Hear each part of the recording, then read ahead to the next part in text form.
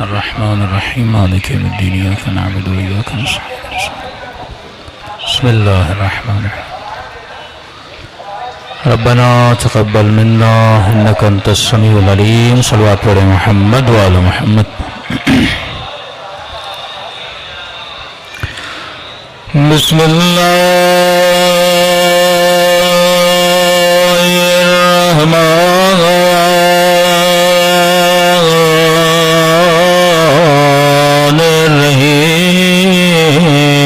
الرحیم الحمد للہ رب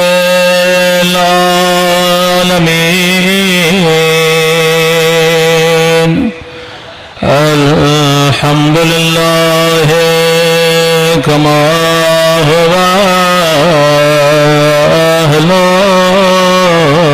أهله الصلاة والسلام على سيد المرسلين وخاتم النبيين أبي القاسم محمد اللهم صل على محمد وعلى آله الطيبين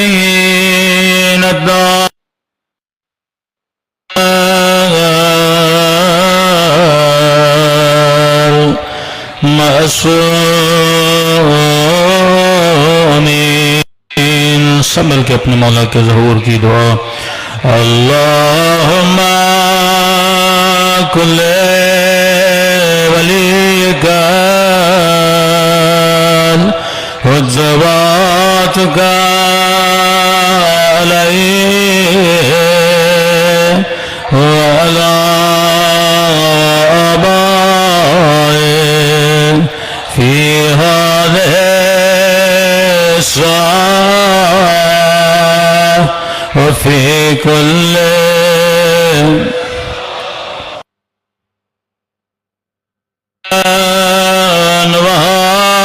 وحافظا وقائدا وناصرا تسكنه ربكاته وتمتعه فيها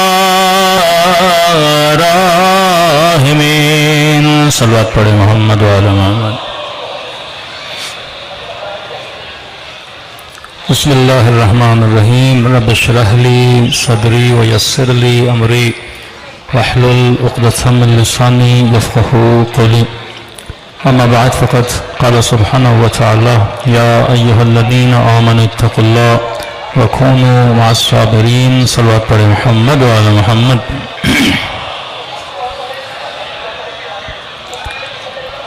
دعا ہے پروردگار عالم ہم سب کی عبادتوں کو اپنی بارگاہ عالی میں قبول فرمائے اور جس مقصد زندگی اور حیات کو لے کر یہ مجالس رکھی جاتی ہیں خدا ان مقاصد میں ہم سب کو کامیابیاں کامرانیاں نصیب فرما دے کل کی مجلس میں عرض کیا کہ ہمارا امام حسین کے ساتھ وقت کے اعتبار سے بہت زیادہ فاصلہ ہے 1400 سال کا فاصلہ اور اتنے لمبے فاصلے کے بعد ہم یہاں پہ جمع ہوئے سوال یہ ہے کہ ہم امام حسین کے لیے کیا کر سکتے ہیں تو چھٹے امام جعفر صادق علیہ السلام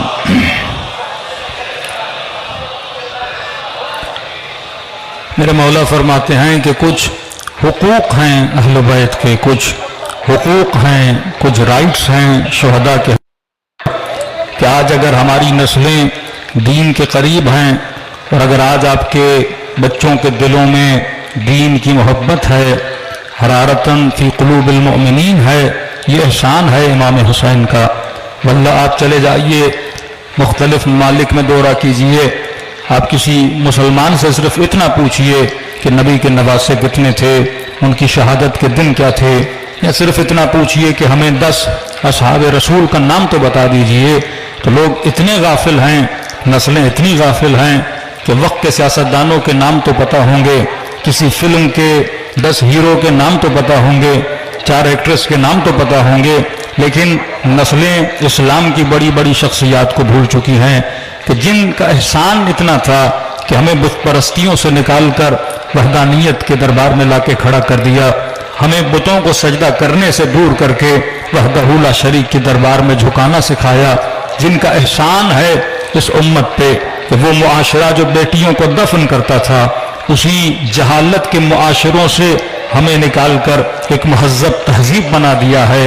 या और बात है कि आज मुस्लिम तहजीबें बहुत पीछे चलती जा रही हैं और दूसरी कौमें हमसे तरक्की कर रही हैं। इसका सबब भी ये है कि हम इमाम हुसैन से दूर हो गए, मुसलमान रसूल के बाद आले रसूल से दूर हो गए।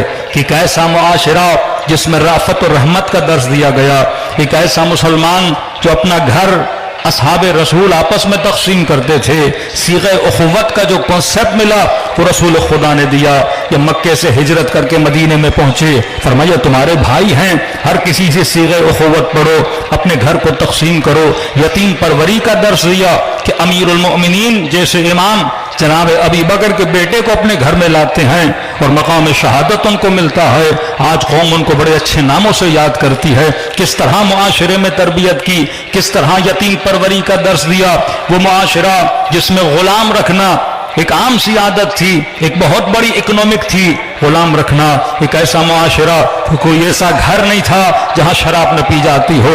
वहां पे ये सारे दर्स दिए, सूदी निजाम को खत्म किया, नशे से लोगों को दूर किया, बेटियों को कत्ल करने से लोगों को दूर किया। जो महीनों महीनों गुजर जाते थे एक ऊंट की खातिर, 70-70 साल कभी इनकी जंगें चलती थी। जो अपने मुर्दों की हड्डियों पर भी फख्र करते थे कि हमारे मुर्दे इतने हैं, तुम्हारे मुर्दे इतने नहीं हैं। तो उस मुर्दा मुआशरे को इतनी तरक्की दी गई और रसूल खुदा के जाने के बाद फिर वो मुआशरा अपनी पस्ती की तरफ पलटने लगा। ये कायनात का दर्स है, ये तारीख का दर्स है कि कभी उरूज होता है, कभी जवाल होता है। सवाल यह है कि तुमने उरूज से क्या सीखा और जवाल से क्या सीखा। करबला में नूर भी नजर आएगा, करबला में सियाही भी नजर आएगी, करबला में राफत भी नजर आएगी, करबला में जुल्म भी नजर आएगा, करबला में इबादत भी नजर आएगी, करबला में जलालत भी नजर आएगी। अब सवाल यह है कि हम कहां पे खड़े हैं। 1400 साल के फासले के बाद अगर हम इमाम हुसैन के साथ रहना चाहते हैं, साथ जीना चाहते हैं, तो फरमाया वो हुसैनी सिफात अपने वजूद में पैदा करो, वो असहाब हुसैन की सिफात अपने वजूद में पैदा करो। अगर मैंने अपने मुआशरे और सोसाइटी को इमाम हुसैन के करीब करना है तो कैसे करूंगा, तो मैंने हुसैनी सोसाइटी बनानी होगी। अब हुसैनी सोसाइटी का मतलब ये नहीं कि हमने 4 बोर्ड लगा दिए, हमने लिख दिया कि ये शिया मसलन 12 इमामी शिया हैं, हमने वहां पे सलवात लगा दी। ये सिंबल जरूर हैं, लेकिन असल जिस पे अहले बैत जोर दिया करते थे वो सिफात अहले बैत थी, वो किरदार अहले बैत था, वो रफ्तार अहले बैत था। कभी सोचें तो जरूर कि ये हमारा कमाल है कि लोग मकतब अहले बैत के करीब आ रहे हैं, या ये हुसैन का कमाल है कि लोग इमाम हुसैन के करीब आ रहे हैं। ये हमारा कमाल है कि लोग अली इब्न अबी तालिब के करीब जा रहे हैं, या ये अली का कमाल है कि लोग अली के करीब जा रहे हैं। ये इतनी अट्रैक्शन जो मकतब अहले बैत में आज मौजूद है, ये खुद अहले बैत की वजह से है कि बड़े से बड़े लेखक, बड़े से बड़े राइटर, बड़े से बड़े पढ़े लिखे लोग आज मकतब अहले बैत में क्यों आ रहे हैं। ये अट्रैक्शन क्यों है? क्योंकि फरमाया ये मकतब अक्ल है। कल मैंने अर्ज किया ये मकतब अक्ल है, ये मकतब हिकमत है। यहां पे अगर कोई फिक़ही मसला भी बताया जाता है उसके पीछे हिकमत है, उसके पीछे अक्ल है। यहां पे यानी आज इस जमाने में अगर मॉडर्न तरीन फिक़ा किसी के पास मौजूद है, यानी वो जो हर जमाने में चल सकती है, वो फ़िक़्ह मोहम्मद और आले मोहम्मद है। आप तलाक का मसला, आप रज़ाअत का मसला, मुख्तलिफ मसाइल हैं जिसमें केसेस भी चले। इंडिया में मुख्तलिफ मुल्कों में लोगों ने एतराज़ किया कि जनाब ये कैसा मसला है कि गुस्से में तलाक दे दी तो तलाक हो जाती है। आजकल तो मुफ्ती साहब ने नई बात कर दी कि ड्रामों में जितने एक्टर एक्ट्रेसेस हैं इनके निकाह होते हैं तो वो भी निकाह हो जाते हैं। किसी एक्टर ने नोट लिखा कि जनाब अभी तक तो मेरे ड्रामों में 400 निकाह हो चुके हैं, तो बताइए मेरी बीवियां कितनी हैं। तो एक तरफ वो फिक़ा कि मुसलमानों के इस्लाम के अहकाम के मजाक बनने के बायस बनती है। दूसरी तरफ वो फ़िक़्ह अमीरुल मोमिनीन, वो फ़िक़्ह इमाम जाफ़र सादिक़, वो फ़िक़्ह इमाम रज़ा, वो फ़िक़्ह इमाम जवाद कि कितने अजीम तरीन उलझे हुए मसाइल को उन्होंने अपनी हिकमत से हल किया। और किसी अहले सुन्नत के जवान ने, देखिए आज के जवान ये सवाल कर रहे हैं, क्योंकि पहले तो ज़बरदस्ती थी, जबर थी, लोगों को रोका जाता था, लेकिन अल्लाह का यह वादा था ना कि जाअल हक़ व ज़हक़ल बातिल इन्नल बातिल कान ज़हूक़ा। यह हक़ क्या है? यह हक़ अक़ल का नाम है, यह अक़ल विज़डम का नाम है, यह अक़ल इंसान की सोच का नाम है, यह अक़ल इंसान की फितरत का नाम है। आप इंसान को कितनी देर गुमराह रखोगे? बिल आखिर तो इंसान सोचता रहता है। अब मैं बैठा हूँ सोच रहा हूँ, आप मजमे में बैठे हैं सोच रहे हैं, मुझे नहीं पता आप क्या सोच रहे हैं। तो हमें इंसानों के हाथों पे तो पाबंदी लगा सकता हूँ, किसी को 10 दिन के लिए किसी कमरे में तो बंद कर सकता हूं, लेकिन मैं किसी की सोच को रोक नहीं सकता। आप लोगों को जिंदान में डाल सकते हैं, लेकिन लोगों की सोचों को बंद नहीं कर सकते। तो अल्लाह कहते हैं जो फितरत मैंने इंसान को दी है, ये सोच जो इंसान सोचता है कि कोई जालिम कैसे अच्छा हो सकता है, कोई कातिल कैसे अच्छा हो सकता है, कोई जुल्म करने वाला कैसे अच्छा हो सकता है। वाकई हक़ व बातिल क्या है? एक तरफ कुरान कहे झूठों पे लानत, एक तरफ कुरान कहे जालिमों पे लानत, एक तरफ कुरान कहे तहमत लगाने वालों पे लानत। ये एक अलग उसूल कुरान बता रहा है। और जब तारीख में जाते हैं, किसी ने कत्ल कर दिया तो मुसलमान के नहीं, इसे आप बुरा नहीं कह सकते। किसी ने इल्जाम लगा दिया तो बुरा नहीं कह सकते। किसी ने जबरदस्ती जिना कर दी, ये कहते हैं आप बुरा नहीं कर सकते, वो खता इज्तिहादी थी। तो एक तरफ कुरान अब इंसान की सोच सोचने पर मजबूर है। कि एक जवान है सोशल मीडिया पे बहुत ज्यादा अहले बैत की मोहब्बत पे काम कर रहे हैं, मुफ्ती हमदर्द साहब, उन्होंने एक बहुत बड़ा सवाल उठाया, और वो सवाल वाकईन एक मुस्लिम मुआशरे में उठाया जाना चाहिए। उन्होंने कहा वाकईन ये कहां पे लिखा है कि हमने अगर फ़िक़्ह लेनी है तो मसलन सिर्फ इमाम अबू हनीफा से लेनी है, या इमाम शाफी से, या इमाम मालिक से, या इमाम हम्बल से। कहा कि हम मुसलमान अहले बैत से फ़िक़्ह क्यों नहीं ले सकते? क्या आज एक कलमा पढ़ने वाले को ये इजाजत क्यों नहीं कि वो अपने तलाक का मसला, रज़ात का मसला, इर्स व मीरास का मसला फर्जंद रसूल से पूछे? एक तरफ हुक्म मोहब्बत है, दूसरी तरफ आप गैर अहले बैत के पास जाके तो पूछ सकते हो, कि हम पूछ क्यों नहीं सकते? वाकई सदियां गुजर गई, किसी ने यह नहीं सोचा कि मैं कभी फर्जंद रसूल के पास क्यों नहीं जाता। मैं उनसे तो पूछ रहा हूं जो डायरेक्ट या इनडायरेक्ट इनके शागिर्द हैं, लेकिन ये उस्ताद से क्यों नहीं पूछ सकता? जब इंसान पहली मंजिल है सवाल, अहले बैत लोगों को सवाल देते थे कि वो शख्स शामी जब आया चौथे इमाम के मुकाबले में, अब जाहिर है जब शाम से आ रहा है तो उसका जहन फर्जंद रसूल के खिलाफ भरा गया है कि 70,000 मिंबरों से अली इब्न अबी तालिब के खिलाफ प्रोपेगेंडा होता था। 70,000 मिंबर का मतलब यह है कि उस जमाने का पूरा इस्लामी मुआशरा, और मिंबर की हैसियत उस जमाने में टीवी है, मिंबर की हैसियत सिनेमा है, मिंबर की हैसियत अखबार है, मिंबर की हैसियत मीडिया है। लोग कहां जाते थे? मिंबरों को सुनते थे। अगर लोगों को पैगाम देना होता था तो पैगाम देने का जो मरकज था वो मस्जिद थी, वो मॉस्क था। जुमे में लोग जमा होते थे, खुतबे सुनते थे, मुफ्ती साहब जो बयान करते थे लोग बिलीव करते थे। कोई मुफ्ती से ये नहीं पूछता था आपने कहां से पढ़ा, बस कहते थे क़ाल रसूलुल्लाह, नबी का फरमान पढ़ते थे और लोगों को सुनाते थे, लोग बिलीव कर। अब शाम से आया हुआ शख्स जैसे ही चौथे इमाम का मुकाबला होता है, ये गंदी तरीन गालियां जो इसके जहन में निजासत भरी गई थी वो इमाम को बोलना शुरू कर देता है। आप तो ऐसे हो, आप तो ऐसे हो, आप तो वैसे हो। यहां जो इमाम के हवारी थे, जो इमाम के शागिर्द थे, जो इमाम के साथ खड़े थे, उनको बर्दाश्त ना हुआ। मुरीदान इमाम ज़ैनुल आबिदीन आगे बढ़े ताकि इसके मुंह पे तमाचा रसीद करें, और जैसे आगे बढ़े तो इमाम ज़ैनुल आबिदीन ने रोक दिया। अब ज़ाहिर है कि इंसान का जहन गंदगी से भरा हुआ है, उसका नतीजा ये नहीं कि आप उसे मारोगे तो उसके अंदर और गुस्सा पैदा होगा, वो 4 गालियां और आपको देगा। अगर कोई मसलन बोल रहा है कि शिया मुसलमान नहीं है और आप आगे बढ़ के उससे लड़ाई करोगे तो ये नहीं कि वो आपको फिर मुसलमान मानना शुरू कर देगा। आप उसके जहन में सवाल पैदा करो, आप अपने किरदार से, अपने अमल से ये साबित करो कि जो प्रोपेगेंडा तुम्हारे जहन में भरा गया है वो प्रोपेगेंडा गलत है। इमाम ज़ैनुल आबिदीन ने अपने किरदार से एक ऐसा जुमला कहा कि वो बूढ़ा रोने लगा। इमाम ने कहा जो तू मुझे कह रहा है यकीनन तुमने मेरे खिलाफ कुछ सुना होगा, और जिसने सुनाया है यकीनन उसने कुछ देखा होगा। इमाम ने कहा जो तूने देखा है तो उसके मुताबिक मुझे वो बोल रहा है, और फरमाया जो तूने नहीं देखा, जो ऐब अल्लाह सत्तारुल अयूब है वो छुपाए हुए हैं, اگر وہ ظاہر ہو جائیں تو میرے لیے کیا کہے. وہ جب امام کی انکساری دیکھتا ہے اور امام کے یہ دعائیہ جملے سنتا ہے تو امام سے معافی کہنے پر مجبور ہو جاتا ہے. یہی واقعہ امام حسن کے لیے پیش آتا ہے. شام میں آنے والا شخص اب پتہ نہیں یہ کہاں کا ہے، لیکن جیسے اس نے گالیاں دینا شروع کر دی تو میرے امام نے فرمایا یہ لگتا ہے کہ تو شام سے آیا ہے، تیرا مزاج شامیوں سے ملتا ہے، تیری گالیاں شامیوں سے ملتی ہیں. اور کہا کہ سن دوست، تو بڑے دور سے سفر کر کے آیا ہے، یہاں پہ نیا نیا ہے، اب یہ بتا تو تھکا ہوا ہوگا، گالیاں تو مجھے بعد میں دے دینا، لیکن تو مسافر ہے، اس شہر میں مہمان ہے، اگر کھانا نہیں کھایا تو حسن تجھے کھانا کھلا دے، اگر سونے کے لیے جگہ نہیں تو میرے گھر میں آ کے سو جا، اگر تیرے پاس سواری نہیں میں تجھے سواری دینے کے لیے تیار ہوں، اگر تیرے پاس لباس نہیں میں تیرے بدن پہ لباس پہنانے کے لیے تیار ہوں. کہتا ہے حسن بن علی، جو میں نے سنا تھا وہ اور ہے، جو میں نے دیکھا ہے وہ اور ہے، جو دشمن نے کان بھرے ہوئے ہیں وہ اور چیز ہے، آپ نے اپنے کردار سے ثابت کرنا ہے، جو دیکھنا ہے وہ اور ہے. اب جیسے دیکھا اس کے وجود میں بدلاؤ آ گیا. تو جب انسان کے ذہن میں سوال پیدا ہوتا ہے، پہلی ہدایت کی کڑی ہے سوال کو پیدا کرو.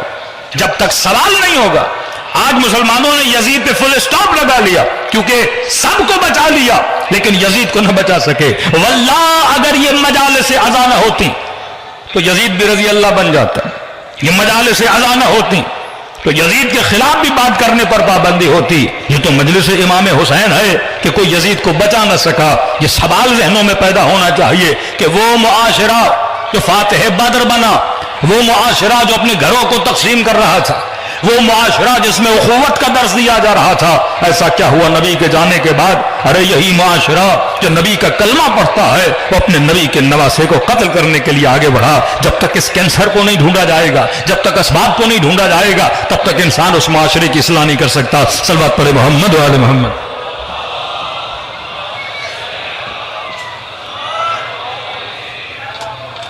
بار دیگر صلوات پڑھے محمد و آل محمد. تو نرز کیا یہ مکتب عقل ہے. آپ خوش نصیب ہیں کہ مکتب عقل کے ماننے والے ہیں. یہاں درس عقل اور حکمت.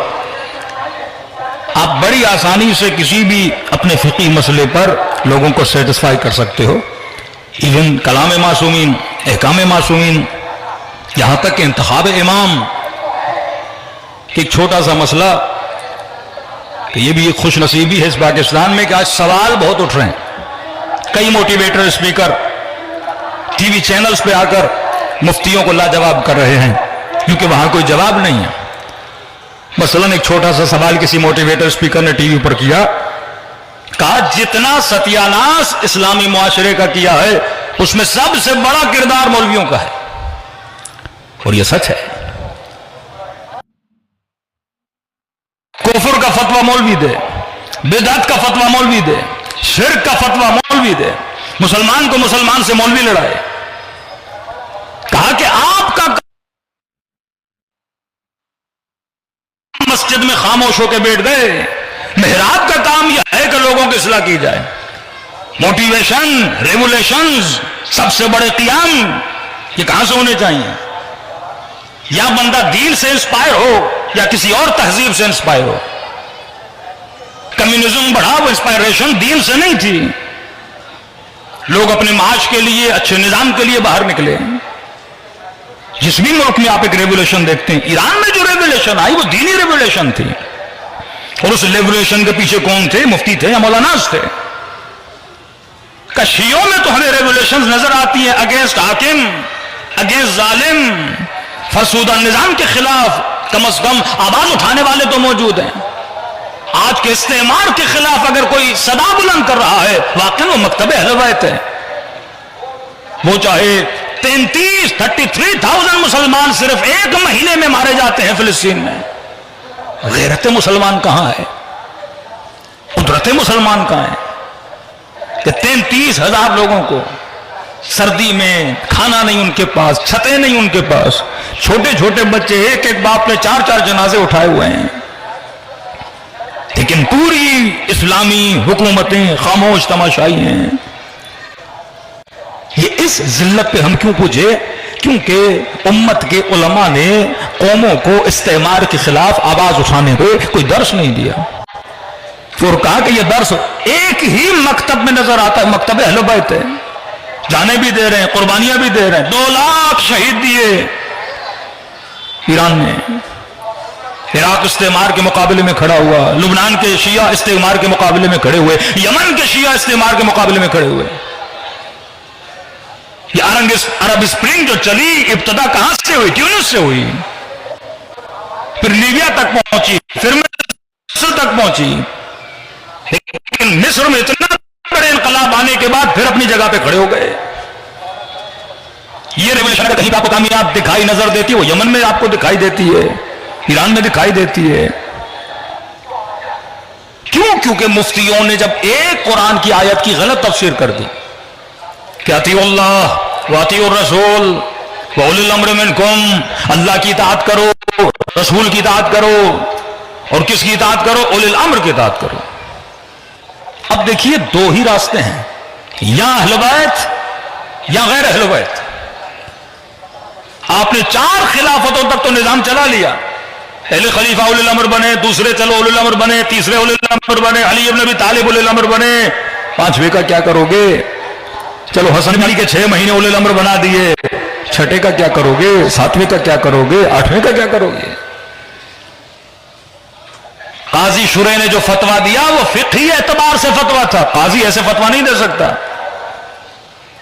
جو حدیثیں گڑھی گئیں, تو آج کا مفتی منبر پر بیٹھ کر نبی کی حدیث پڑھتا ہے اور انڈائریکٹ یہ ثابت کرنا چاہتا ہے کہ امام حسین کا قیام غلط تھا, کہ رسول خدا نے فرمایا اگر حاکم چاہے کالا حبشی غلام بھی ہو اور اس کے بال کشمش کی طرح ہو جس طرح افریقنز کے بال ہوتے ہیں, وہ چاہے فاسق بھی ہو, تمہیں حق نہیں کہ تم اس کے خلاف قیام کرو. تو کہا کہ اس حدیث کی روشنی میں یزید کیسا بھی تھا, حسین کو قیام نہیں کرنا چاہیے تھا. اپنی بقا کے لیے حاکموں نے جعلی حدیثیں بنائی. اس حدیث میں بھی تعصب کی بو آتی ہے. عرب اور عجم, عرب اور عجم, یہ قتل خلفاء, دوسرے خلیفے کا قتل, تیسرے کا قتل, چوتھے کا قتل. خلیفہ کشی جو مسلمان کے معاشرے میں عام ہوئی, کیوں ہوئی؟ کہ معاشرے میں زیادتیاں شروع ہوئیں, عرب اور عجم کی تفریق شروع ہو گئی.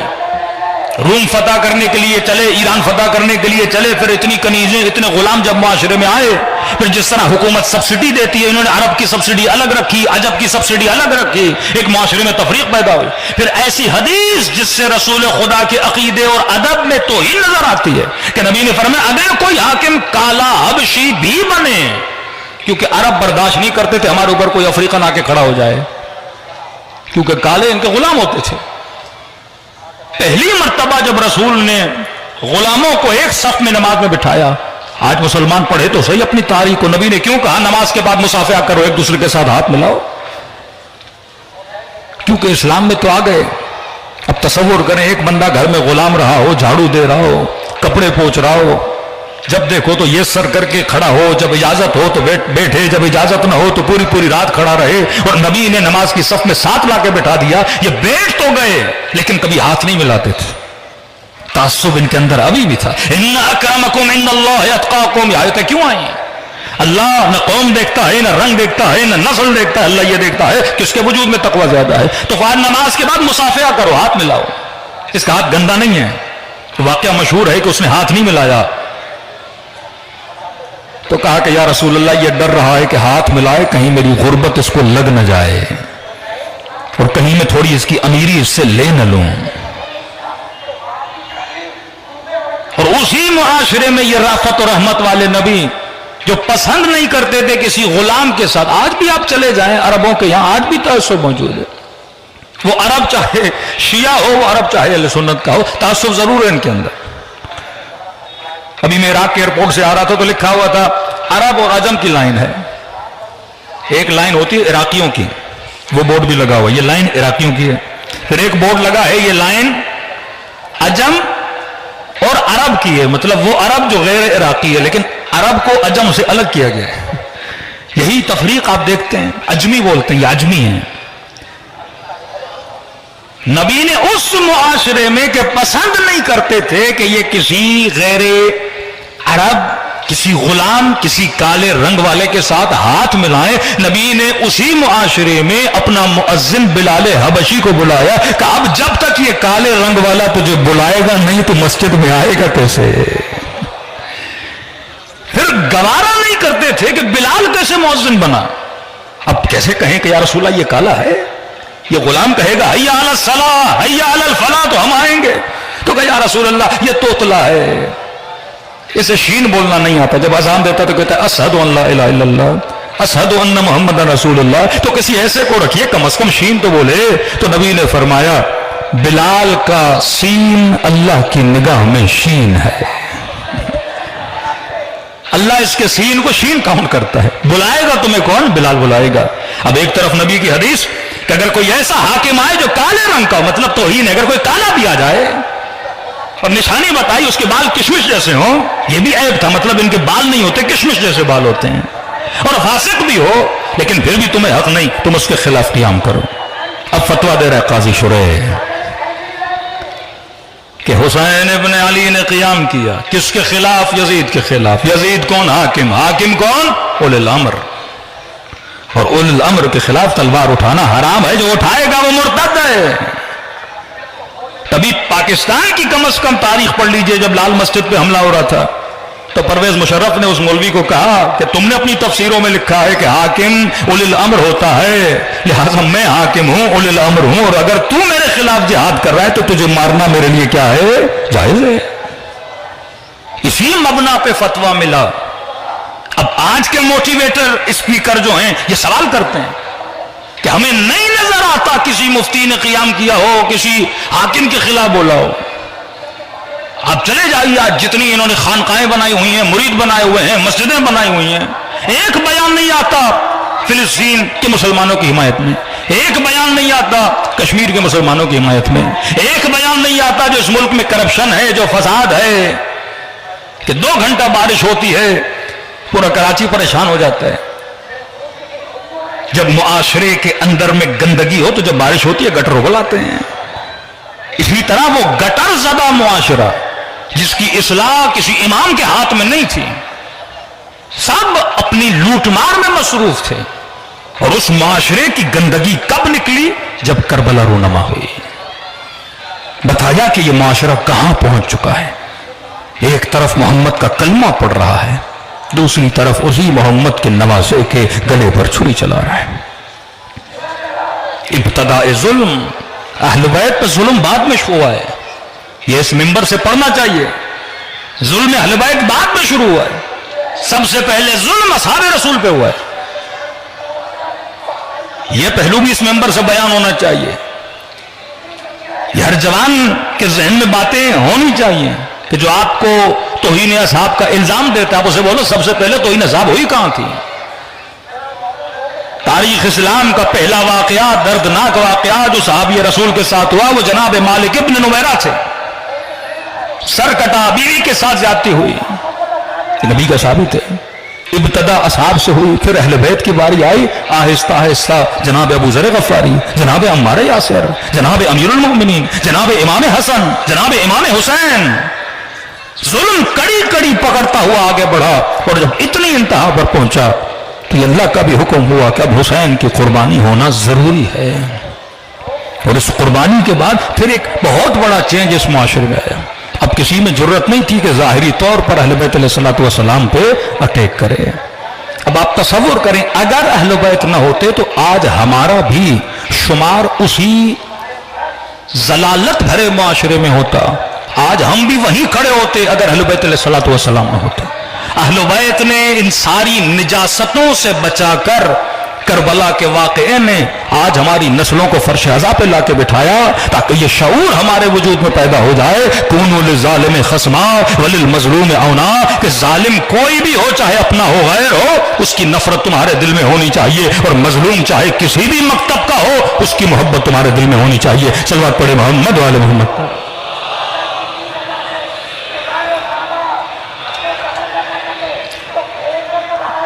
ہر چیز کا اظہار انسان 3 طریقوں سے کرتا ہے. یہ تقسیم بندی واقعاً فکر اہل بیت سے انسان کو ملتی ہے جو بھی بیان کروں گا. آپ غم کا اظہار کرنا چاہیں، خوشی کا اظہار کرنا چاہیں تو اظہار ہمیشہ 3 طریقوں سے ہوتا ہے. کسی بھی بات کا اظہار، کسی بھی ایموشنز کا اظہار کرنا چاہیں 3 طریقے ہیں اظہار کرنے کے. پہلا طریقہ اظہار کرنے کا یہ ہے کہ آپ کلام سے اظہار کریں کہ جناب میں خوش ہوں، جناب آج طبیعت صحیح نہیں ہے، آج طبیعت ناساز ہے. زبان سے اظہار قولی، اظہار زبانی، اظہار کلامی. دوسرا اظہار ہے اظہار کتبی. آپ لکھ کے اپنی غم کی، اپنی خوشی کا اظہار کریں گے. جیسے شب 14 شعبان عریضہ لکھتے ہیں امام زمانہ کو، یہ اظہار کتبی ہے. کئی لوگ زبان سے اپنے مسائل کو بیان نہیں کر سکتے پر قلم سے بڑا اچھا لکھتے ہیں. قرآن اظہار کتبی ہے اور جب پڑھتے ہو تو وہ اظہار کلامی ہو جاتا ہے. ان دونوں سے بہتر اظہار جو ہے وہ ہے اظہار چہرے سے، کہ آپ بولو نہیں لیکن آپ کے چہرے پر ایسے آثار آ جائیں جس سے آپ کے غم کا پتہ چلے.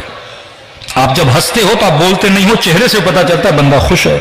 جب آپ روتے ہو تو آنسو بتاتے ہیں کہ بندہ غمگین ہے. جس اظہار کی سب سے زیادہ تعریف کی گئی ہے وہ یہ اظہار ہے کہ فرمایا جب محرم کے دن آتے ہیں تو امام رضا فرماتے ہیں وابن شبیب جیسے محرم کا چاند نظر آتا تھا میرے بابا امام موسیٰ کاظم کے چہرے سے ہنسی چلی جاتی تھی. وہ اہل بیت جب بھی جس سے ملے تو مسکرا کر ملیں، لیکن فرمان نہیں، جب محرم کا چاند نظر آتا تھا تو چہرے سے مسکراہٹ چلی جاتی تھی. تو اظہار غم، اگر آپ زبان سے کہو میں غمگین ہوں اس کی اتنی فضیلت نہیں، اگر آپ کاغذ پہ لکھو میں غمگین ہوں اس کی فضیلت اتنی نہیں ہے. لیکن اگر آنکھوں سے غم کے آنسو ٹپکے تب فرماتے ہیں جناب سیدہ ان آنسوؤں کو اپنے رومال میں جمع کرتی ہیں. فرمائے رو رلاؤ، محبت کی نشانی آنسو ہے.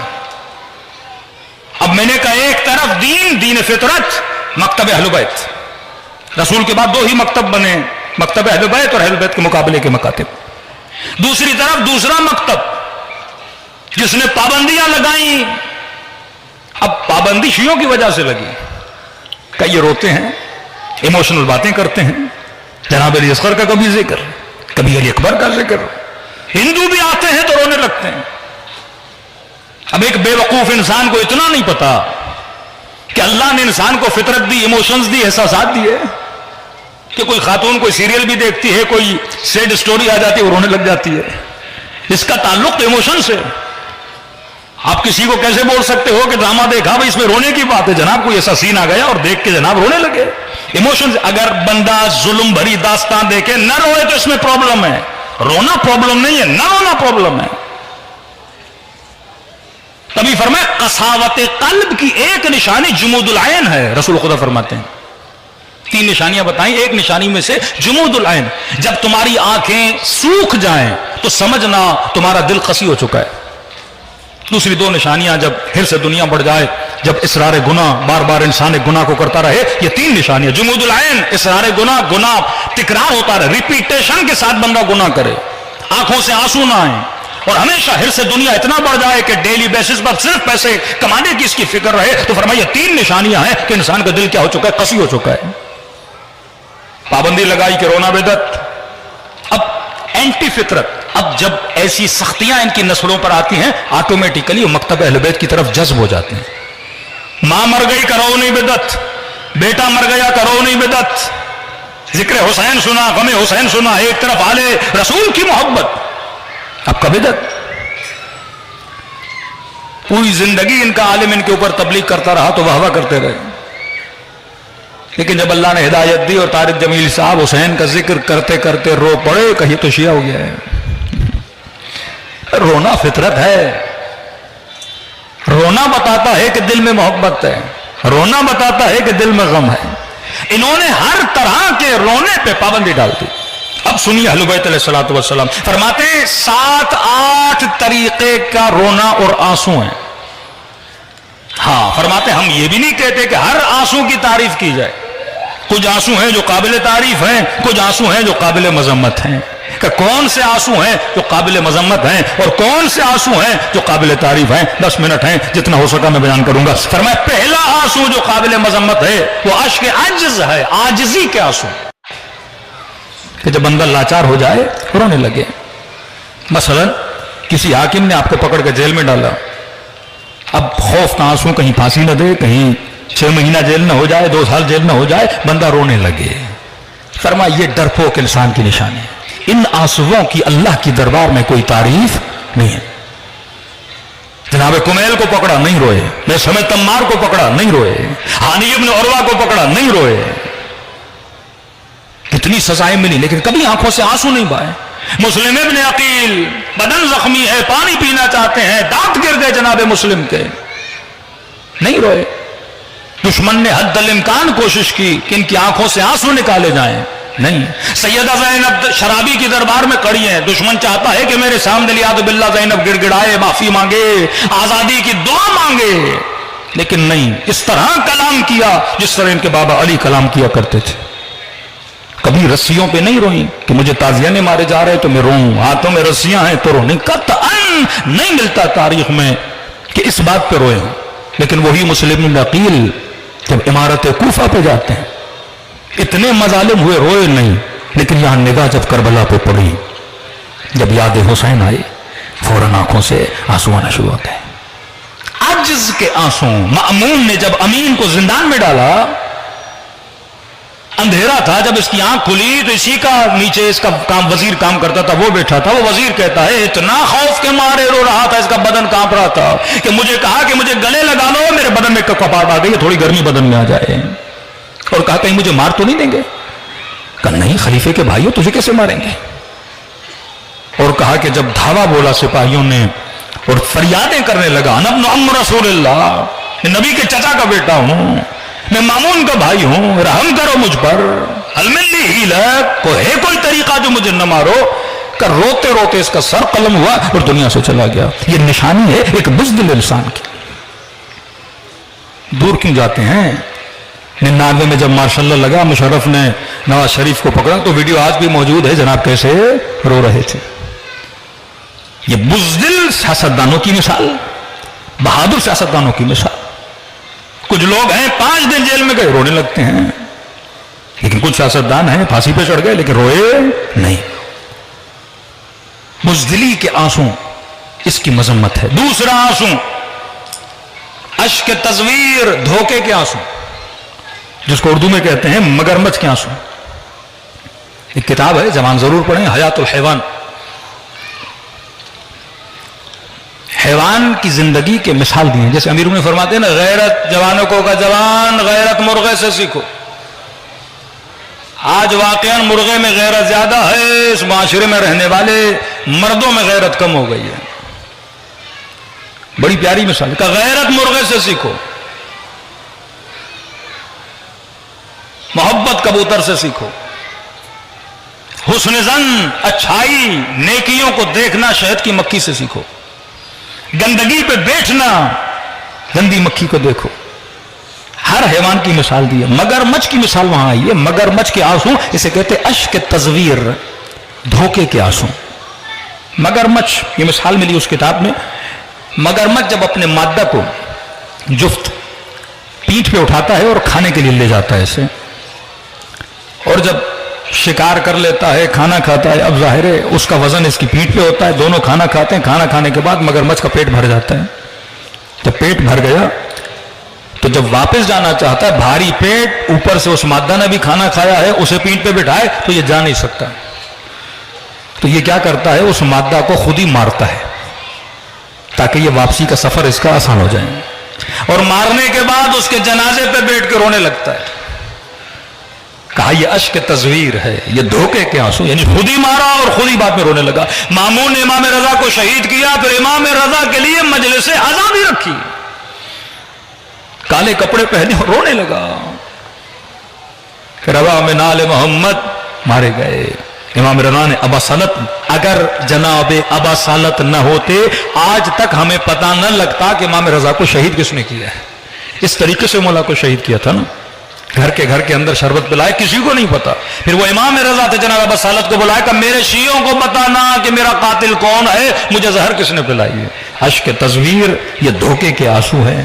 اشک تصویر کہ انسان، جنگ بدر کا واقعہ ہے، ایک شخص جب رسول خدا کے مقابلے میں تھا اس کو پکڑا گیا پکڑنے کے بعد رسول خدا کی خدمت میں لایا گیا. نبی جب سزا دینا چاہتے تھے یہ چیخنا شروع ہو گیا, یا رسول اللہ میرے بچے ہیں, یا رسول اللہ میری بیوی ہے, یا رسول اللہ میں مر جاؤں گے میرے بچے یتیم ہو جائیں گے, یا رسول اللہ میری اولاد کا کیا ہوگا, یا رسول اللہ آج کے بعد آپ کے مقابلے میں نہیں آؤں گا, یا رسول اللہ آج کے بعد مشرکین مکہ کا ساتھ نہیں دوں گا. یہ رحمت للعالمین نبی ہیں, پہلی بار کوئی بھی معافی مانگے یہ بخش دیتے ہیں. نبی نے کہا اسے چھوڑ دو. جب چھوڑا تھوڑا دور گیا, مشرکوں نے کہا تو محمد سے بچا کیسے؟ کہا جھوٹی کا رو کے میں نے محمد کو دھوکہ دیا ہے. بچپن میں آپ نے بھی ایسے بہت کام کیے ہوں گے. استادوں کی مار سے بچنے کے لیے, ماں باپ کی مار سے بچنے کے لیے حد سے زیادہ بندہ رونے لگتا ہے. اشک تصویر, دھوکے کے آنسو, مگرمچھ کے آنسو. پھر یہی بندہ, اس کی قسمت بری تھی, جنگ احد میں پھر رسول خدا کے پاس پکڑ کے لائے. اب دور سے جیسے اس کی نگاہ رسول پہ پڑی, پھر سے وہی آہو بکا, پھر سے وہی رونے لگا. نبی نے کہا نہیں, مومن 2 مرتبہ ایک سوراخ سے ڈسا نہیں جاتا, کہ اس کا سر قلم کر دیا جائے, یہ جھوٹا ہے. اس کا رونا کیا ہے؟ جھوٹی والا. 2 آنسو مذمت کے ہیں. پہلا آنسو ڈر کا آنسو, ڈرپوک بندہ فوراً رونے لگے. بچہ روئے تو سمجھ آتی ہے, بڑا اور بندہ روئے ڈر کے مارے اس کے آنسو نکل آئیں. جہاد کا نام سن کے رونے لگے, موت کا نام سن کے رونے لگے, بیمار ہو جائے موت کے خوف سے رونے لگے. یہ سارے آنسو کیا ہیں؟ مذمت والے آنسو ہیں. اس کی اہل بیت نے کبھی تعریف نہیں کی. کہاں ہم علی والے, ہم اہل بیت, ہمارے اوپر فرق نہیں کہ موت ہمارے اوپر آئے یا ہم موت کے اوپر آ جاتے ہیں. فرمایا موت اہل بیت علیہ الصلوۃ والسلام ملاقات خدا کا نام ہے. فزت ورب الکعبہ کا نعرہ مولا نے کب مارا؟ جب شب 19 علی بن ابی طالب پہ ضربت لگی تھی. تو موت, شہادت کی موت تو مومن کے لیے باعث فخر ہے. تمنائیں کرتے تھے, دعائیں کرتے تھے کہ خدا اس سے بہترین موت کسی کے لیے نہیں ہو سکتی. بستر پہ بندہ مر جائے, بیماری میں مر جائے, اٹیک سے مر جائے, شوگر سے مر جائے, بھائی ایک دن مرنا تو ضرور ہے نا. اب 90 سال جی کے مرو, 100 سال جی کے مرو, یا رگڑ رگڑ کے مرو, مرنا تو ویسے ہے. بہترین موت یہ ہے کہ بندہ اللہ کی راہ میں, حسین کی محبت میں, علی کی محبت میں دنیا سے چلا جائے. تو فرمایا کبھی بھی یہ اشک مذمت ہے, اس کی اہل بیت نے تعریف نہیں کی, اس کی طبی اہل بیت نے تمہید نہیں کی. فرمایا وہ اشک بہترین ہے. کون سا؟ اب 4 آنسو اور ہیں جن کی تعریف کی گئی ہے. فرمایا ایک اشک ہے اشک ندامت, پشیمانی کے آنسو. بندے نے گناہ کیا, پشیمان ہوا کہ پروردگارا اے کاش تیری دربار میں گستاخی نہ کرتا. ورنہ اس آنسوں کی اللہ کی دربار میں قیمت ہے, خریدتا ہے خدا. کہ چوتھے امام کا جملہ فرمایا گنہگار کا رونا خدا کو اپنے ملائکوں کی تسبیح سے زیادہ پسند ہے. میکائیل کی تسبیح, جبرائیل کی تسبیح, ملائکۃ اللہ کی تسبیح وہ خدا سن رہا ہے, لیکن کہا اس تسبیح سے زیادہ اگر کوئی جواب گناہ کر کے میری دربار میں توبہ کرتا ہے مجھے زیادہ پسند ہے. شب جمعہ خدا انتظار کرتا ہے, یہ جوان کب مصلی پر آئے گا. شب جمعہ دعائے کمیل میں خدا دعوت دے کے انتظار کرتا ہے, یہ کب آئے گا, دعا میں شریک ہوگا. اور افسوس سے کہنا پڑتا ہے ایک اسلامی اور شیعہ معاشرے میں توبہ کے آنسو بہت ہونے چاہیے. یہ صحیفے سجادیہ, یہ دعائے عرفہ, یہ دعائے کمیل. ہم عراق جاتے ہیں, حرم بھر جاتے ہیں شب جمعہ.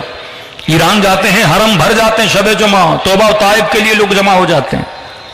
لیکن یہاں ساری فیسلٹیز دی جاتی ہیں, بسیں دی جاتی ہیں, کھانا دیا جاتا ہے, لیکن پھر بھی کسی کے اندر اتنی معرفت نہیں ہے. اے مومن کم از کم ہفتے میں ایک رات اللہ کے دربار میں آ اور دعا کر, پھر دیکھ اللہ کی رحمت کیسے برستی ہے. فرمایا دعا کرنے کا نتیجہ اور فائدہ خدا کو نہیں تجھے ہے, کیونکہ زندگی میں جتنے مصائب اور آلام ہیں یہ ہماری اپنے گناہوں کی وجہ سے. بلائیں جو آتی ہیں اور رفا پہ بلائیں آتی ہیں, امتحان ہے. ہمارے اوپر جو بلائیں آتی ہیں وہ ہمارے گناہوں کا نتیجہ ہے. کیا آغا جعفر مجتہدی ایک واقعہ نقل کرتے ہیں, فرماتے ہیں ایک انسان کی زندگی میں بڑے مسائل تھے, مشاکل تھے. کسی خاتون نے آ کے ان سے کہا کہ میرے, اب دیکھیے چھوٹی سی خطا بھی انسان کو کہاں لے جاتی. کہا کہ شوہر نے کہا کہ قبلہ جو میری بیوی ہیں ان کے سر کا درد نہیں جا رہا, مطلب اتنے دنوں سے ہر دوائی کھا لی لیکن سر درد ختم نہیں ہو رہا. تھوڑی دیر کے لیے آ گئے مجتہدی نے سوچا, جعفر مجتہدی, اس کے بعد کا خاتون تم نے بے وجہ اپنے چھوٹے بچے کو مارا ہے, جس کے نتیجے میں تمہیں سر میں درد ہوا ہے.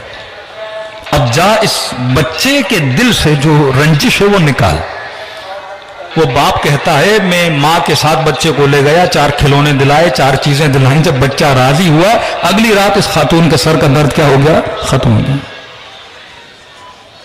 بہت بڑے عالم دین تہران کے فرماتے ہیں مجالس پڑھتا تھا، ہمیشہ جب گھر دیر جاتا تو میں گھر والوں کو بتاتا تھا، اس زمانے میں ٹیلی فون اور یہ چیزیں نہیں تھیں، کہتے ہیں ایک دن مجھے بہت لیٹ ہو گئی، تقریباً رات کے 2:30-3 بج گئے اور میرے بچے پریشان، بیوی گھر میں اکیلی تھی، بچیاں چھوٹی تھیں، وہ اتنے پریشان ہو گئے کہ اللہ جانے کوئی حادثہ نہ ہو گیا ہو، کہیں پہ کوئی مسئلہ نہ پیش آیا ہو، 2:30 رات کے 3 بج گئے، آئے کیوں نہیں؟ کہتے ہیں وہ انہوں نے نہ کھانا کھایا نہ وہ سو پائے، یعنی ایک عجیب ڈپریشن اور ٹینشن میں پوری فیملی، کہ کیا ہوا، کوئی حادثہ کوئی ایکسیڈنٹ تو نہیں ہوا، کہیں سے پتہ بھی نہیں لگ رہا، جناب کہاں ہیں؟ کہتے ہیں میں رات دیر پہنچا، 2:30 بجے 3 بجے، اور پہنچنے کے بعد میں نے فیملی سے ایکسکیوز بھی نہیں کیا کہ میری وجہ سے آپ پریشان ہوئے، میں آپ کو پیغام دے دیتا، میں نے یہ بھی نہیں بتایا مجھے دیر کیوں، کیونکہ تھکا ہوا تھا، سیدھا جا کے میں سو گیا۔ کہتے قبلہ میں سویا، تقریباً 1 مہینے تک میری آنکھ میں تکلیف تھی، اور جب کسی عالم سے پوچھا اس تکلیف کی وجہ کیا ہے، کہ اس کی وجہ یہ ہے کہ تم نے اپنی فیملی کو یہ ڈپریشن، یہ ٹینشن، یہ پریشانی دی، اس کی بلا خدا نے تمہارے اوپر نازل کی۔ تبھی اہل بیت فرماتے ہیں اگر بلائیں بھی آئیں تو خدا کا شکر ادا کیا کرو، بلا مومن کے لیے ہے، اس بلا میں بھی نعمت ہے، کیونکہ اگر بلا نہ آئے 3 چیزیں معصوم فرماتے اگر خدا زندگی میں نہ دیتا تو انسان کبھی اللہ کی عبادت نہ کرتا۔ بولا کون سی 3 چیز؟ فرمایا ایک فقر، دوسرا بیماری، تیسرا موت۔ اگر انسان ہمیشہ امیر رہتا ہے اللہ کی ضرورت کیا تھی، ہمیشہ صحت مند تنومند صحیح سالم رہتا اسے اللہ کی کیا ضرورت تھی، اور ہمیشہ زندہ رہتا فرمایا یہ کبھی بھی اللہ کی عبادت نہ کرتا۔ اللہ جان بوجھ کے فقیر بناتا ہے کبھی امیر کو، تاکہ اسے یاد تو آئے کوئی غنی مطلق بھی ہے، کبھی اسے بیماری دیتا ہے، اکڑ والا بندہ، تکبر والا بندہ اچانک ایسی بیماری میں مبتلا ہوتا ہے، ہاسپٹلائز ہو جاتا ہے، فوراً یا غیاث المستغیثین پرچیاں جاتی ہیں، مولانا بیمار ہیں ذرا دعا تو کرائیے۔ اور تیسری موت، بڑے بڑے بندوں کو اللہ کے قریب لے کر آ جاتی ہے۔ تو فرمایا اشک ندامت، پشیمانی کے آنسو یہ اللہ کی دربار میں قابل تعریف ہے۔ جناب اور اشک ندامت توبہ کی امام حسین نے قبول کی، لیکن ایک بات یاد رکھنا، ندامت جتنی جلدی ہو بہتر ہے۔ ندامت میں اگر دیر کرو گے تو پشیمانی ہمیشہ کے لیے باقی رہے گی۔ امام حسین نے کئی لوگوں کو دعوت دی کہ آؤ کربلا میں میری مدد کے لیے، جن میں ایک حر جعفی نہیں گئے امام حسین کے کہنے پر، اور کربلا کا واقعہ رونما ہوا، اور جب عصر عاشور گزر گئی اور جب کربلا پہنچا لاشوں کو زمین پہ گرا ہوا دیکھا تو اپنا سر پیٹ رہا تھا، اے کاش میں حسین کی مدد کے لیے آتا۔ ندامت جتنی جلدی ہو بہتر۔ کچھ ایسی ندامتیں ہیں جن کا پھر فائدہ بھی نہیں، ان ندامتوں میں ایک ندامت جو ہمارے بعض بدبخت لوگ کر رہے ہیں، ایک ندامت ہے لوگوں کو گمراہ کرنا، منبر کے ذریعے، مائک کے ذریعے، ڈراموں کے ذریعے۔ اب ایک آدمی نے کوئی ایسا ڈرامہ بنایا، کوئی ایسا گانا بنایا، کوئی ایسی کتاب لکھی کہ اس نے کئی لوگوں کو گمراہ کر دیا۔ اب یہ مر بھی جائے نا، اللہ کو کہے پروردگارہ مجھے معاف کر دے، معاف کر دے، یہ کیونکہ آتا ہے حقوق العباد میں آتا ہے۔ اگر آپ نے کسی کا برین واش کر دیا، جنرل ضیاء لاکھ توبہ کرے معافی نہیں ہے، کیوں؟ کیونکہ اس نے پوری سوسائٹی کے اندر زہر بھر دیا نا، مسلمان کو مسلمان کا دشمن بنا دیا، فرقہ واریت اس ملک میں عام کر دی۔ یہ بلوچستان اور KPK کے پورے بیلٹ کے ذہنوں میں اہل بیت کے چاہنے والوں کی نفرت بھر دی، بدعت کے فتوے، کفر کے فتوے کتنے گلے کاٹے گئے۔ یہ تاریخ کے واقعات امتوں کے لیے وَاعْتَبِرُوا يَا أُولِي الْأَلْبَابِ، اللہ کہتا ہے ہر چیز دنیا ریپیٹ ہو رہی ہے، آج رات ہے کل پھر رات ہوگی، دن ہوگا پھر دن آئے گا، ہر چیز ریپیٹ ہو رہی ہے۔ یہ رشوت کے واقعے ریپیٹڈ ہیں، یہ قتل کے واقعے ریپیٹڈ ہیں، یہ فتنے فساد کے واقعے، یہ فتوے، ہر چیز دنیا میں ریپیٹ ہو رہی ہے، کوئی چیز نہیں ہے، صرف مادہ اپنی شکل بدل رہا ہے۔ گھوڑا تھا آج گاڑی ہے، مٹی کے گھر تھے آج پکے گھر ہیں، لیکن صفات، عادات، ہر چیز ریپیٹ ہو رہی ہے۔ کل امام حسین کو شہید کیا گیا، آج فلسطین میں آپ دیکھ رہے لوگوں کو مار رہے ہیں، آج کہاں ظلم نہیں ہو رہا۔ یزید شکلیں بدل رہا ہے، کردار شکلیں بدل رہے ہیں، نام بدل رہے ہیں، ہر چیز ریپیٹڈ ہے. آج میں بھی کسی نہ کسی لشکر کے اندر کھڑا ہوں، یا میں تابع عقل ہوں یا میں تابع جہالت ہوں، یا میں تابع شریعت خدا ہوں یا میں تابع ہوا و ہوس نفس ہوں. آج میں بھی کہیں کھڑا ہوں. فرق یہ ہے اس کے کسی کے لیے امتحان بڑا تھا، کسی کے لیے امتحان چھوٹا ہے. ہر انسان کو سوچنا چاہیے کہ واقعاً آج میں کہاں پہ کھڑا ہوں. فرمایا ایک ندامت وہ ہے گمراہی والی ندامت کہ آپ نے پورے معاشرے کو تباہ کر دیا. حضرت موسیٰ کے زمانے میں ایک شخص نے جھوٹی نبوت کا دعویٰ کیا، پشیمان ہوا. دعویٰ جب کیا تو اس کے مرید بہت بن گئے. ایک مولانا صاحب ہیں ہمارے اپنے،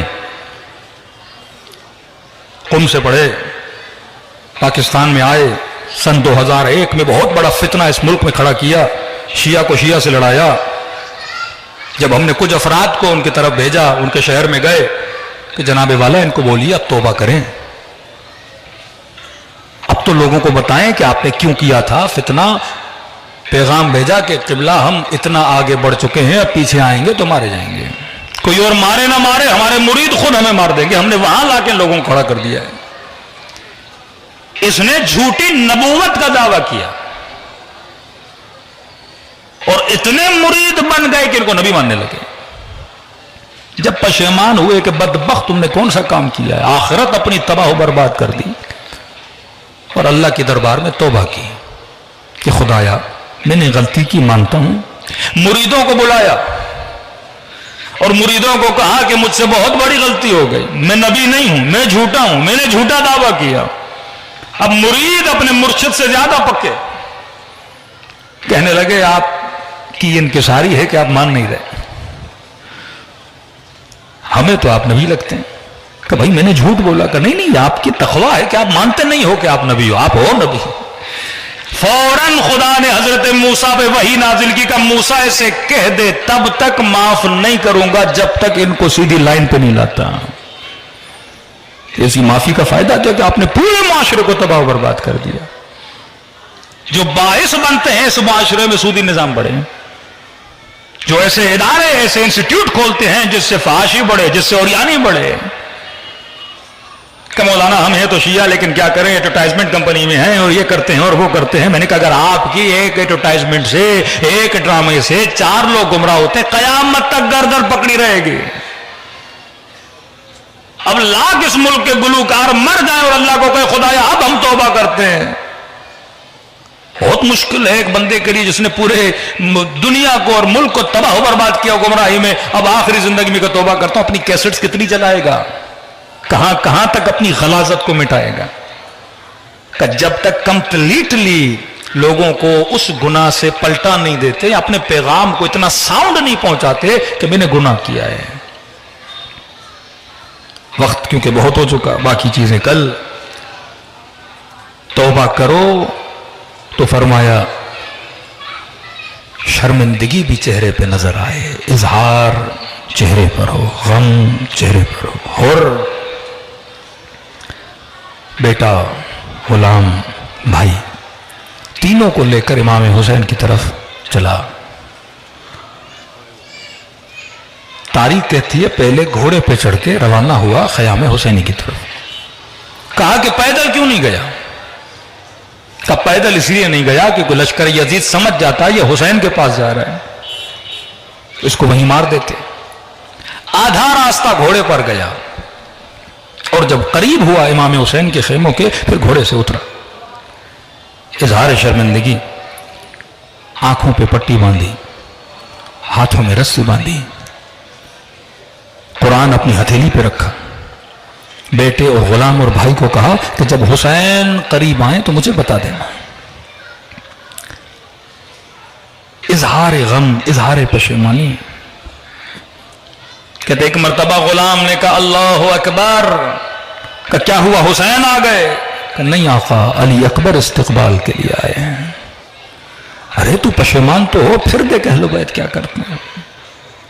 جس طرح ماں اپنے بچے کو گود میں لیتی ہے، اس طرح پشیمانوں کو اہل بیت اپنی گود میں لیتے ہیں. پھر بھائی نے کہا اللہ اکبر اللہ اکبر، کہا کیا ہوا حسین آ گئے؟ کہا نہیں، عباس علمدار استقبال کے لیے آئے۔ ایک مرتبہ تینوں نے کہا اللہ اکبر، کہا اب کیا ہوا؟ کہا خود حسین خیمے سے نکل کے استقبال کے لیے آ رہے۔ کہا جیسے حسین کے قریب پہنچو تو مجھے بتانا۔ کہ تو یہاں بالکل امام کے روبرو پہنچا، اپنے ہاتھوں سے امام حسین نے اس کے ہاتھوں میں بندھی ہوئی رسیوں کو کھولا اور کہا ہاتھوں پہ رسی کیوں باندھی ہے؟ کہتے مولا کاش یہ ہاتھ کٹ جاتے لجام فرس میں نہ پڑتے۔ اپنے ہاتھوں سے امام نے آنکھوں سے پٹیاں اتاری، اور آنکھوں پہ پٹی کیوں باندھی ہے؟ رو کر کہتا مولا کاش یہ آنکھیں نکل جاتی، اندھا ہو جاتا، کبھی امام کی آنکھوں میں آنکھیں ڈال کے بات نہ کرتا۔ پشیمان تھا۔ امام حسین نے فوراً سینے سے لگایا، جنت کی بشارت دی، بٹھایا، یہ روئے جائے روئے جائے۔ امام حسین تسلیاں دیتے رہے، ہو رونے کی ضرورت نہیں، تجھ میں اور حبیب میں میرے لیے کوئی فرق نہیں ہے۔ اور لیکن تاریخ لکھتی ہے اس کا رونا بند ہی نہیں ہو رہا۔ امام حسین نے کہا اور اتنا رو کیوں رہا ہے؟ کہ مولا اگر اجازت ہو ایک درخواست کرنا چاہتا ہوں تاکہ مجھے تسلی مل جائے، سکون سے اس دنیا سے جاؤں اور نبی کا سامنا کرنا پڑے۔ کہ کیا چاہتے ہو؟ کہ مولا اگر اجازت دیں تو میں علی کی بیٹیوں سے معافی مانگوں، میں زہرا کی بیٹیوں سے معافی مانگوں۔ امام نے فرمایا حر اہل بیت کا گھرانہ ہے، جب حسین نے کہہ دیا کہ معاف کیا تو میری بچوں نے، میری بچیوں نے، میری بہنوں نے بھی معاف کیا۔ کہ مولا جانتا ہوں اخلاق محمد اور آل محمد کو، لیکن کیا کروں، جب تک معافی نہیں مانگوں گا تسلی نہیں ملے گی۔ کہو اتنا اصرار کیوں کر رہے ہو؟ کہ مولا جب آپ کا راستہ روکا تھا مجھے کچھ اماریوں سے، کچھ بیویوں کے رونے کی آوازیں آ رہی تھی، ہور بنا ادب کی وجہ سے۔ یہ ادب انسان کو ہور بنا دیتا ہے۔ بے ادب مسلمان سیکھ ادب ہور سے۔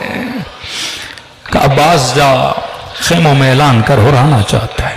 خیام حسینی کے بیچ میں خاک کربلا پہ بیٹھا، سر سے امامہ اتارا، خاک سر پہ ڈالی اور کہنے لگا اے سیدہ کی بیٹیوں، کائنات کا سب سے بڑا گنہگار معافی مانگنے آیا ہے۔ اخلاق حسین آپ نے دیکھ لیا، اب دیکھو اخلاق سیدہ زینب کیا ہے۔ ہونا محمد سے کہا یہ کون ہے جو آوازیں دے رہا ہے؟ کہ اماں یہ وہی ہے جس نے ماموں کا راستہ روکا تھا، معافی مانگنے آیا ہے۔ کہ بیٹو بڑے ادب سے آگے بڑھنا اور جا کے اس کو زہرا کی بیٹی کا سلام دینا۔ جب یہ رو رہا تھا نا، دونوں بچوں نے ایک جملہ کہا جس سے اور تڑپ گیا۔ پہلا جملہ حسین نے کہا بھائی اور، کہا ماموں اور، زہرا کی بیٹی سلام دیتی ہیں۔ اگلے جملے نے ہور کو تڑپا دیا کہ اماں کہتی ہیں اور زہرا کی بیٹی کہہ رہی ہے میں آج تجھ سے شرمندہ ہوں۔ یہ سننا تھا، تڑپ گیا، ارے مجھ سے کیوں شرمندہ ہیں؟ کہ اور آج تک علی کے در پہ کوئی ایسا مہمان نہیں آیا جو پیاسا واپس جائے۔ آج کھلانے کے لیے کچھ نہیں، آج پلانے کے لیے کچھ نہیں، ایسے کریموں کے در پہ آئے ہو۔ وقت بہت زیادہ ہو چکا ہے، صرف ایک سلام اور زحمت کو تمام کروں، دلوں کو کربلا کی طرف روانہ کریں، سلام کریں اپنے آقا کی مظلومیت۔ السلام علی الحسین وعلی علی ابن الحسین وعلی اولاد الحسین وعلی اصحاب الحسین۔ سب مل کے السلام علی الحسین وعلی علی ابن حسین کی صدا گونجنی چاہیے، سب مل کے وعلی اولاد الحسین وعلی اصحابہ سب مل کے السلام علی حسین وعلی علی ابن وعلی اولاد الحسین وعلی اصحاب میرا سلام ہو سکینہ کے زخمی کانوں پر دو سلام امام زمانہ کے زحمت تمام کروں کل انشاءاللہ تفصیل سے مصائب ہوں گے کربلا میں بڑی بڑی مصیبتیں آئیں لیکن سنیں گے امام زمانہ نے کن مناظر کو یاد کر کے سلام کیا ہے فرمایا میرا سلام ہو ان ننے سے رخساروں پہ اگلا جملہ بڑا مصیبت بڑا جملہ ہے میرا سلام ہو ان ننے سے رخساروں پہ جن کا رنگ بدلتا رہا یہ نہیں کہا جن کا رنگ بدل گیا بلکہ بدلتا رہا کبھی شمر کے تماچوں نے رنگ نیلا کیا کبھی ظالم کے تماچوں نے رنگ سیاہ کیا ایک حدیث صحیح بخاری کی حدیث ہے کہ وہ مسلمان جو کہتے شیعہ کیوں روتے ہیں ان کے لیے بیان کر رہا ہوں رسول خدا کی نصیحت فرمایا مسلمانوں کبھی حیوان کو بھی منہ پہ نہ مارا کرو بخاری کی حدیث فرمایا مسلمانوں چہرہ چاہے حیوان کا کیوں نہ ہو چہروں کا احترام کیا کرو کبھی حیوانوں کو منہ پہ چھڑی نہ مارا کرو کبھی حیوانوں کو منہ پہ نہ مارا کرو آئے مسلمان ذرا کربلا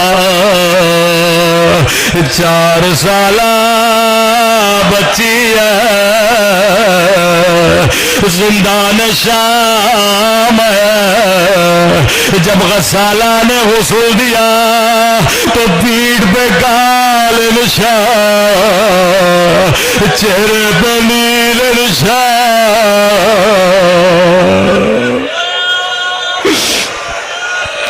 کبھی حیوان کو چہرے پہ نہ مارا کرو انہوں نے سکینہ کو تماچے مارے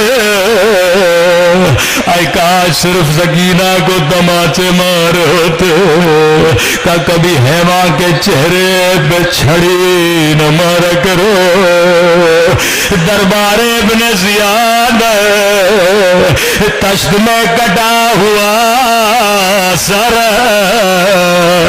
4 سالہ بچی دیکھ رہی ہے ظالم چھڑی سے حسین کے ہونٹوں پہ مار رہا تھا بچی کی فریاد بلند او میرا غریب الوطن بابا او میرے